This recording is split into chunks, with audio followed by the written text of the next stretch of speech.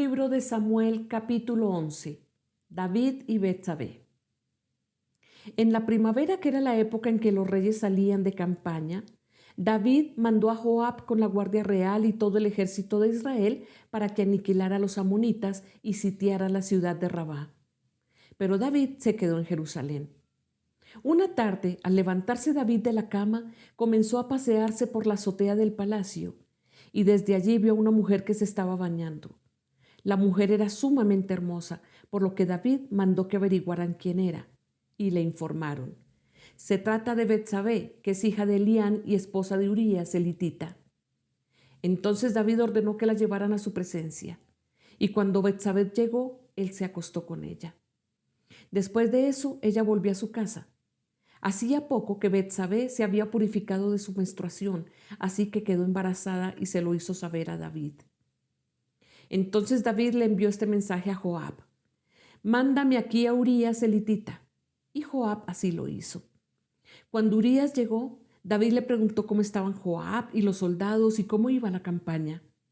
Luego le dijo: vete a tu casa y acuéstate con tu mujer. Tan pronto como salió del palacio, Urías recibió un regalo de parte del rey, pero en vez de irse a su propia casa, se acostó a la entrada del palacio donde dormía la guardia real. David se enteró de que Urías no había ido a su casa, así que le preguntó: ¿has hecho un viaje largo? ¿Por qué no fuiste a tu casa?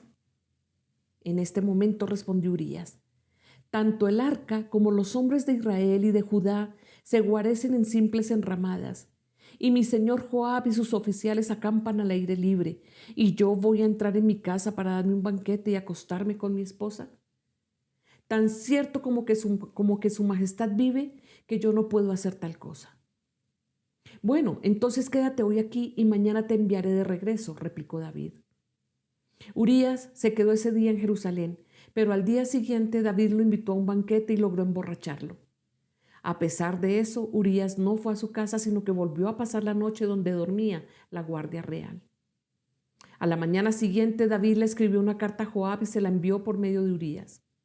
La carta decía: pongan a Urías al frente de la batalla donde la lucha sea más dura. Luego déjenlo solo para que lo hieran y lo maten. Por tanto, cuando Joab ya había sitiado la ciudad, puso a Urías donde sabía que estaban los defensores más aguerridos. Los de la ciudad salieron para enfrentarse a Joab, y entre los oficiales de David que cayeron en batalla, también perdió la vida Urías, el hitita. Entonces Joab envió a David un informe con todos los detalles del combate y le dio esta orden al mensajero: cuando hayas terminado de contarle al rey todos los pormenores del combate, tal vez se enoje y te pregunte por qué se acercaron tanto a la ciudad para atacarla. ¿Acaso no sabían que les dispararían desde la muralla? ¿Quién mató a Abimelech, hijo de Jerubeset? ¿No fue acaso una mujer la que le arrojó una piedra de molino desde la muralla de Tebes y lo mató?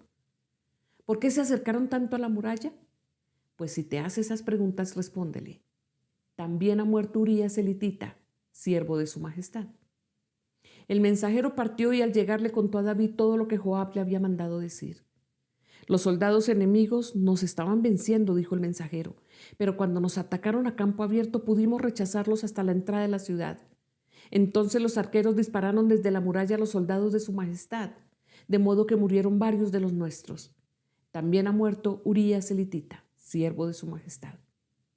Entonces David le dijo al mensajero: dile a Joab de mi parte que no se aflija tanto por lo que ha pasado, pues la espada devora sin discriminar.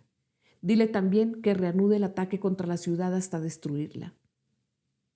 Cuando Betsabé se enteró de que Urías, su esposo, había muerto, hizo duelo por él. Después del luto, David mandó que se la llevaran al palacio y la tomó por esposa. Con el tiempo, ella le dio un hijo. Sin embargo, lo que David había hecho le desagradó al Señor. Esta es palabra de Dios.